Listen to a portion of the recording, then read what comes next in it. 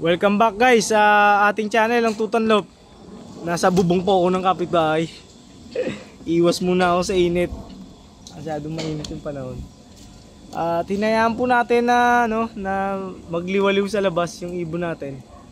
Para siya makapagkaroon ng pagkakataon na makasagap, maka-absorb ng vitamins galing sa araw.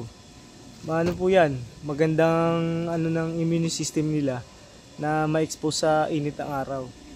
Ang mga ibon na nasa kulungan lang, nalalantayan, nalambot, nanghihina, hanggang sa malumpo. Nakakalumpo po yan.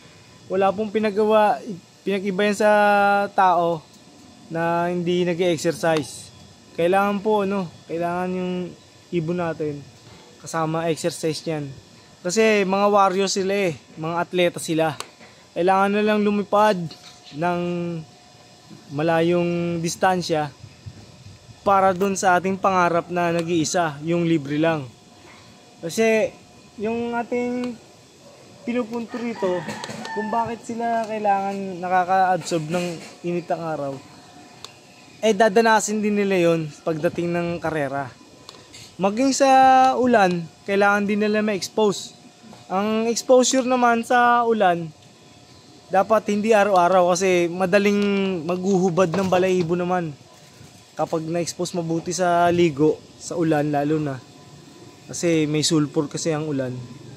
At isang part yan na madaling magpa-molting ng mga balahibo.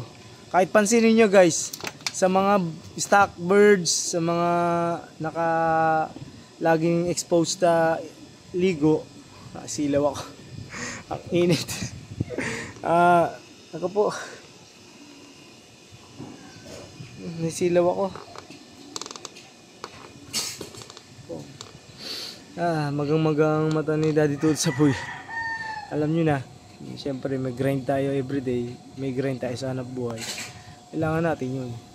Pero nakikita ko parang magandang lagyan ng asawa, ng jowa to si BBG.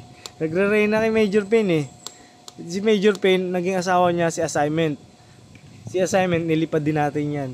Somewhere in Tarlac yan nawala. Tapos, ito naman si Major Pain, both North and South, nilaro ko po yan. At syempre, may mga pagkakataon kasi na nanghihina ang ibon, nagkakasakit, hindi po mawawala yon. Kasi ang mga ibon na nasa track, siksikan po yan. Ang mga hininga nila nasa loob, yung circulation, tapos yung ventilation nila limited lang. Wow, ventilation. Limited lang. Kaya ngayon, yung mga hininga nila, na-absorb nila yung mga virus na hindi naman dapat na nakukuha nila.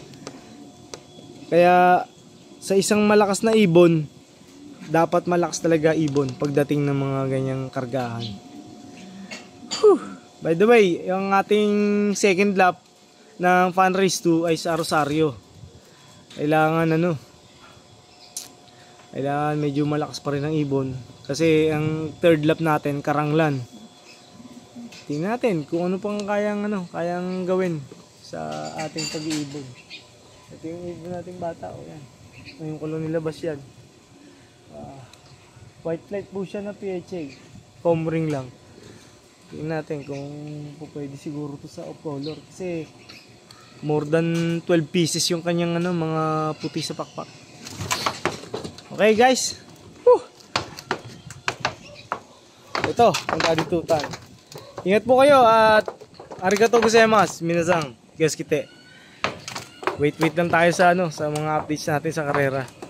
Fan race 2 na. Naka 1-0 na tayo, dalawang ibon. 2 out of 2 tayo sa sa San Jose. At complete clacking naman yung ating dalawa sa 3 laps sa fan race. Pero pwede na rin, achievement na rin ng ibon natin yun. Thank you so much guys. Ingat po.